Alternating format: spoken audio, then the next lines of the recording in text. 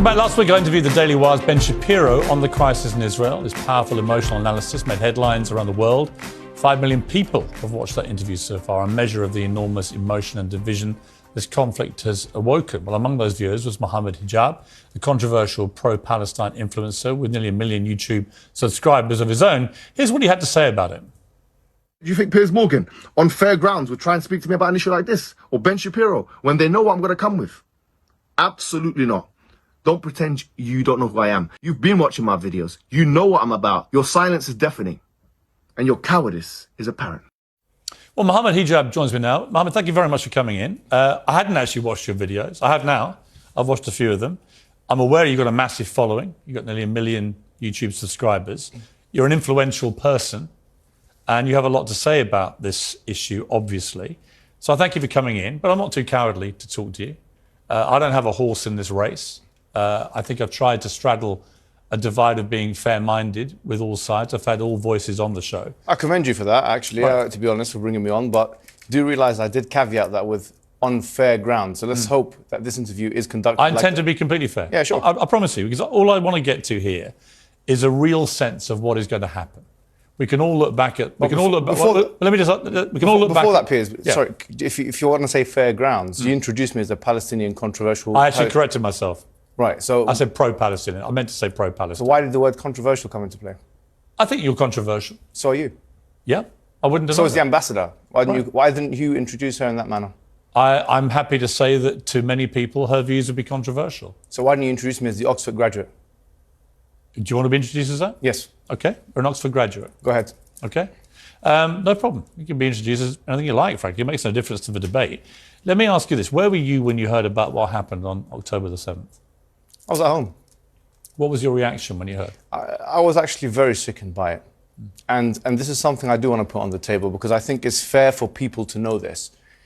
In our religion, we do not believe, okay, as a Muslim, I am a Muslim, and I do not believe in the killing of any man, woman, or children, non-combatants. That is not despite the religious teachings. That is because of the religious teachings. So in terms of condemning Hamas and just jumping straight into it, I condemn not only Hamas, but any other entity, okay, wherein it's proven that this has been done, that the killing of combatants has been done. Therein, I condemn any party that does it. Any party that kills people or strikes at people where it's more probable than not that it will hit a civilian target, I condemn them. And that's why I condemn the IDF. Because when they strike, they know that it's more probably than not going to hit civilian targets. They know that the majority of civilians, or the majority of people that are going to be affected, are civilians. We know that from the various operations that have been conducted. We know that because now in Gaza you find that there is a blockade, as you know, for 17 years, but also they're stopping them from electricity, water, which is a war crime under Geneva 4 of the Geneva Convention, Protocol 4 of the Geneva Convention. So this is something I'm surprised you didn't actually mention to the ambassador. But I did mention it. You didn't say it's a war crime. Well, I think it's an arguable point whether it's a war crime. Okay, let me ask you now. They are saying Israel, at the moment, Israel is adamant they are not breaching war crimes. Right? It will be determined. But if we could, well, it will be determined whether that's the case. No, sorry. That's incorrect. Mohammed, let me make a point to you back on that. I think surely we can agree that what happened on October the 7th was a war crime. I mean, when people are taking grandmothers and executing them, kidnapping young children, when they're killing babies in their cribs, we can agree that's war crime, right? Okay, babies. Can we?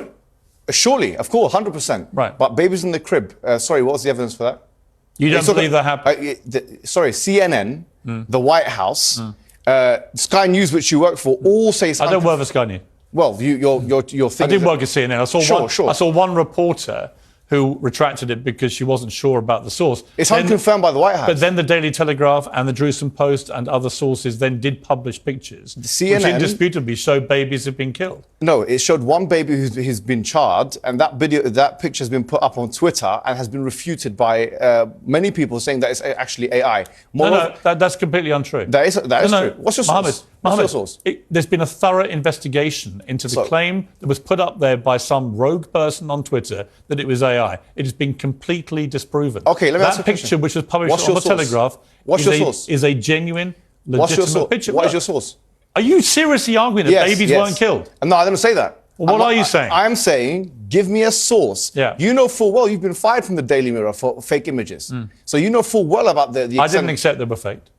Exactly. The UK government did. Yeah, they did. Aha.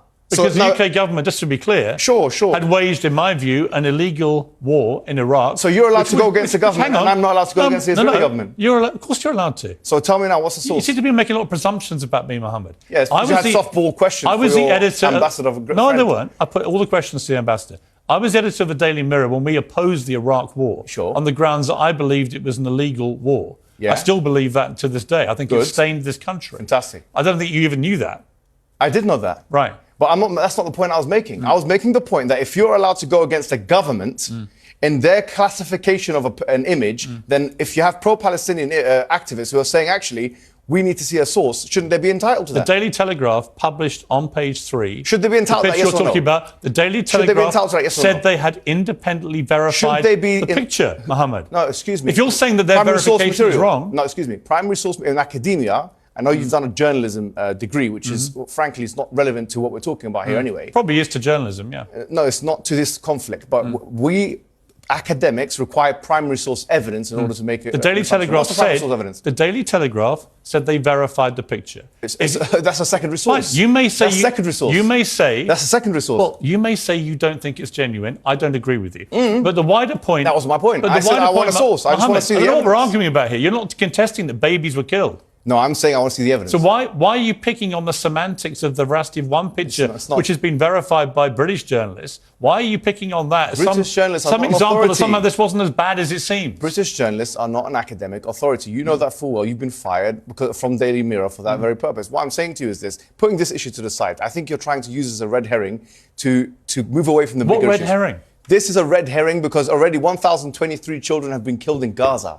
That's why. And you didn't ask the ambassador that question. I literally asked the ambassador. No, I said 3,000 people have already been killed in a week in Gaza. Well, you didn't ask her. Did you even listen to my interview with the ambassador? I did listen, but excuse me. Well, don't put words in my mouth or say I didn't ask a question. Let me ask you a question. Do you condemn the killing of those children by the IDF? I tell you what I condemn. Yes or no? I'm going to answer your question honestly and truthfully. Sure. And because I've tweeted about this, right? Oh, okay. I think that what happened on October the 7th was one of the worst atrocities I have ever had to read about or watch on video. It happens every day in Palestine. No. So why do you care about that? It actually doesn't. It doesn't. It does actually. Yes. No. The Israeli forces. I've got the stats for that. Israeli forces do not go. Cast-led, Wait a minute, protective Mohammed. edge. Go and check it out. Mohammed. Israeli forces. Cast-led, protective edge. Israeli forces don't go into Gaza on one day and grab grandmothers and kill babies in their beds. Okay. And hold on. Rape and abuse women. So, rape, is there any evidence for that? It's been multiple reports in multiple mainstream media publications. Well, you're going to sit here and deny everything. No, right? I'm not denying anything. You are. No, I accept that some civilians have been killed. I do accept this. And I already said... You don't believe any of the reports that women were raped? No, I didn't say that. I said that it's still to be do you verified. think they were raped? No, I don't know. It's like the Russell Brand thing. You said we don't know. We need to see the evidence. So why do you apply two different standards? Okay, so it's been reported. When it's Israel, we know they're raped. When it's Russell Brand, you don't know because it's your friend. No, it's been reported by legitimate news sources. When it's Israel, you know they're raped. But when it's Russell Brand, you don't know. Them. When it's Russell Brand, you don't know if they're raped. There's no comparison between Russell Brand and what's happened. It's the same thing. It's a rape allegation. Why are you stuttering? I'm not stuttering. You are stuttering. You don't have anything You're contesting every single thing that I'm saying. Yeah, that's and I'm the saying point to of you, an argument. at the end, 1,300 people were brutally 2,000 murdered, people have been killed on the other side. Abused. 2,000 people have been killed on the other side. I said that to the ambassador. Okay, but do you condemn that, yes or no? I don't think so. You refuse to condemn? No. You do refuse to condemn? Why are you putting words in my mouth? Because you're not condemning it, are you? What do you want me to condemn?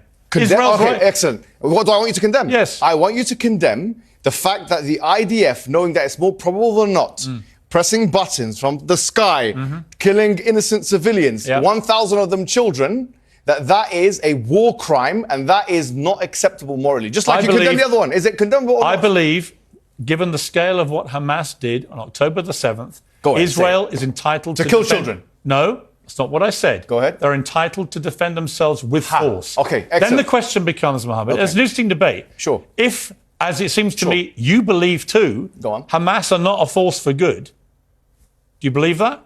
Well, I think that anybody who kills children and those elements of Hamas who are killing children... Right, so we can agree. So we agree. So my point is, your point. If Israel's purpose is to rid the world of Hamas after the atrocity of October the 7th, How do they do that, given that Hamas embeds itself in civilian areas in the way that it does? Everyone knows that in Gaza. Okay. How do they do that Excellent. in the surgically clean way that you seem to think they should be doing? Okay, can I say... How do you not kill civilians? Beautiful. I don't like any civilian death. Do you mind if I answer the question? I don't endorse any civilian death. Well, no. Do I you don't condemn it, though, Hang do you? on. Yeah.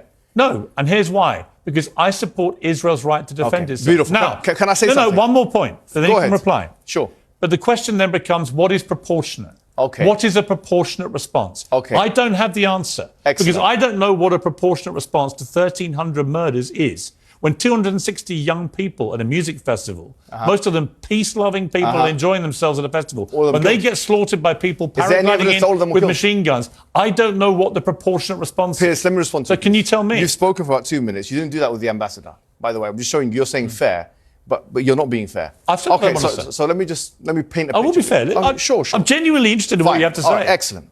You're from Irish descent. We know that there was an IRA in Belfast and so on. Okay, so let me ask you a question now. If there was IRA in Belfast and they were occupying council properties and so on, and then we have a plane of RAF going to destroy that council property, destroy all of Belfast, flatten it, as one representative said, got live. The IDF said that. One of the IDF members said that we will flatten it completely. That's what we want to do. We don't care about accuracy, he said. We care about damage. That's what he said. You didn't question her about that. But anyway, if the RAF were to then go into Belfast and flatten, as the IDF and these guys want to do, if they want to flatten Belfast with all the white people, I'm going to use the term white, all the white people, council estates living in there, with the excuse that we're doing it because it's proportionate defense to the terrorists. What would you say about that? Here's what I would say to you. Is that acceptable or unacceptable? Here's what I would say to you. Yeah. The IRA committed a series of atrocities over numerous decades.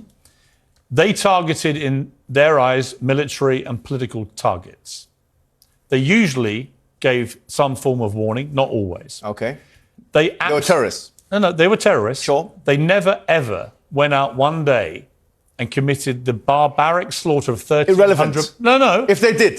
Sorry, it's not irrelevant. If they did. No, Mohammed. They did. Here's why it's not irrelevant. Okay. They never did. But if they did, would you accept the RAF to flatten Belfast? There were outrages committed by the loyalist parliamentarians too. My question is, here's my point. If they did, would you think it's acceptable? They never came close to committing an outrage on that scale. If they did, is it acceptable to flatten Belfast? They never went in and kidnapped grandmothers or killed babies in cribs. If they did, is it acceptable or not? They believed they were fighting for better or worse, and I believe for worse, and that's why I'm glad peace was found. They believed they were fighting political and military targets. I'm trying to bring it closer to home to you. You're trying to compare apples and oranges. No, I'm not. Yes, you are. It's you that's doing that. The only comparison that I would say that we saw from October the 7th and what Hamas did is with ISIS. Excuse me. It's the only comparison. Do you mind if I... Let me ask you a question.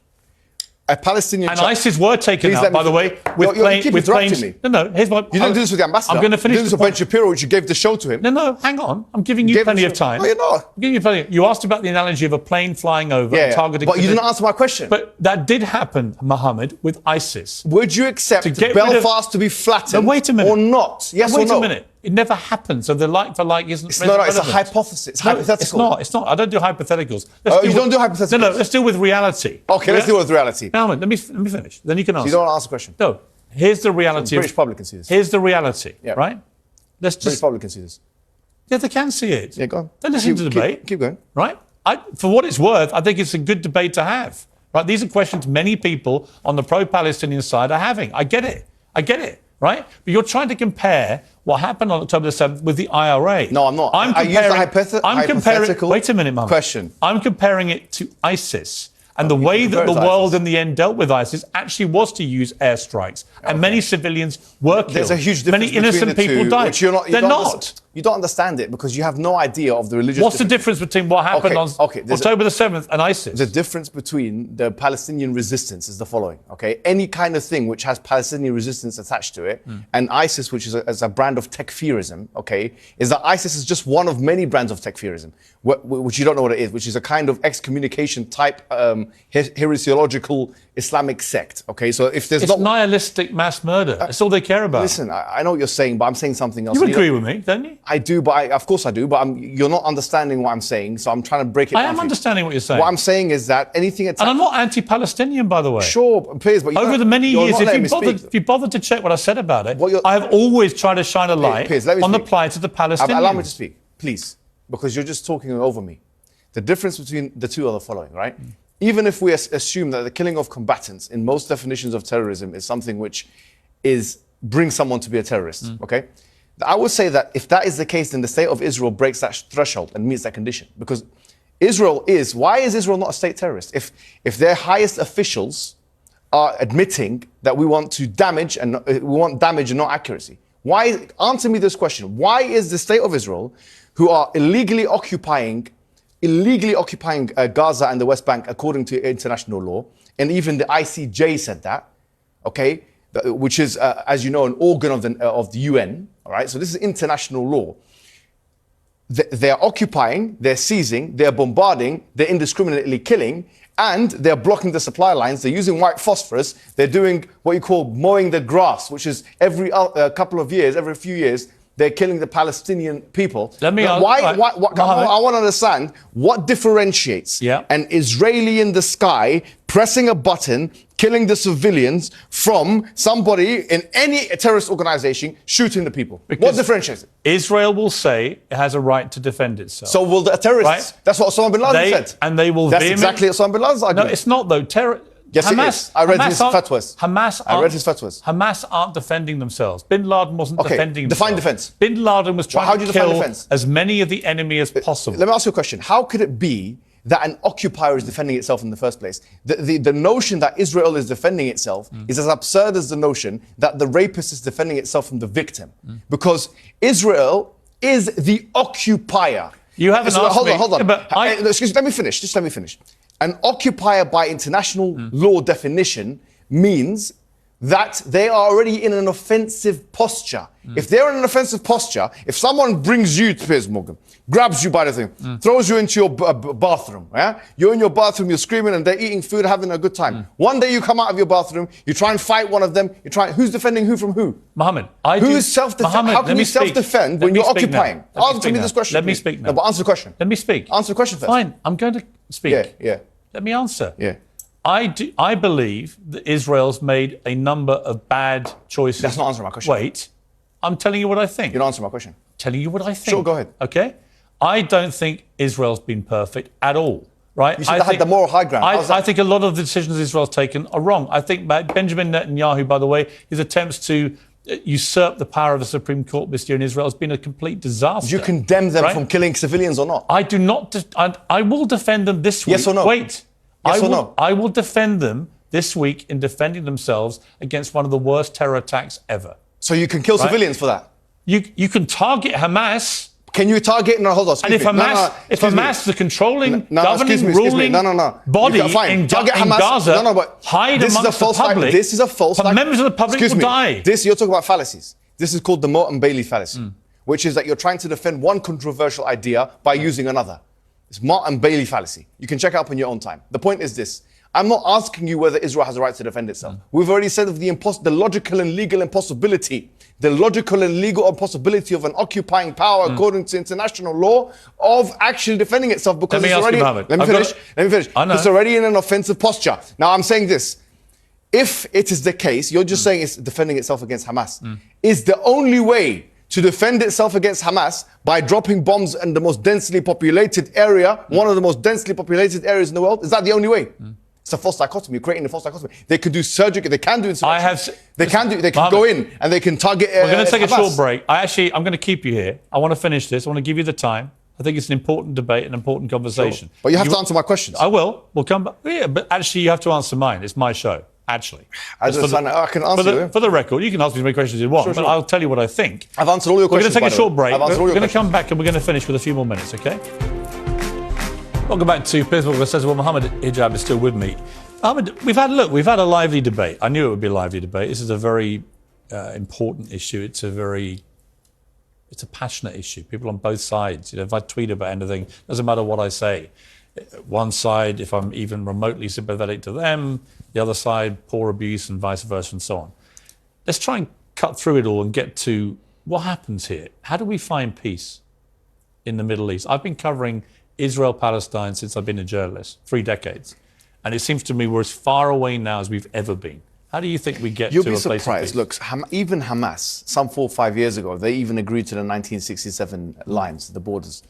And what you have to understand, that this cannot be scapegoated on Hamas, because before Hamas's existence, this was still going on. This was going on before Israel's existence. But do you believe in a two-state solution? No, I believe in... Look, even Hamas was proposing a two-state solution. But do you believe in it? Look, there's advantages and disadvantages. This is a different... I don't know. I mean, it's a difficult one. Could you imagine 2 states next to each other living in peace? Palestine, Israel. Look, it's a possibility. I mean, as I say, even Hamas was saying that that's a possibility. I mean, this was 4 years ago. But what I want to bring to your attention is that nothing can happen if the international body or the UN becomes a toothless agency. In 2018 to 19, when actually 221 people were killed on a peaceful protest in Gaza. It was called the Great March of Gaza. 220 people died. Hamas didn't shoot a bullet. No rocket was launched, yeah? So 220 people died, and this is even mentioned by the UN and these kind of agencies. They tried to bring it up, the Palestinian Authority, they tried to bring this up to what we call the ICJ, which is part of the UN, okay? What happened is the Donald Trump administration, they threatened to freeze the assets of the ICJ, which tells you the following. What are the Palestinian people to do? Because the fact of the matter is, if they try and bring it up... Let me ask you... let me finish the point. Let me finish the point. If they try and bring it up... We're running out of time, that's why I'm jumping in. But if they try and bring it up to international law, it's thwarted. I do think international law matters. Sure. I just don't believe that any peace can be achieved with Hamas in charge. Do you? Before Hamas... Now, after what happened last weekend. Forget about last weekend. Last weekend is... Can't forget about last weekend. No, it's not. Before last weekend, before Hamas in 1987, this was still going on. But not on this scale. Worse. No, it wasn't as bad as this. What are you talking about? What happened on October 7th sorry, that shows ignorance of history. Was the single worst assault on a populace since 9/11. It was. Yom Kippur War was 2,600 people died, by the way. 1973. That's false. In one day? In one day, I don't know, about 600 people died in one day. Mohammed, I've got to leave it there. We've run out of time. I gave you more time than I planned to. I hope you appreciate that. Thank you. And I appreciate you coming in.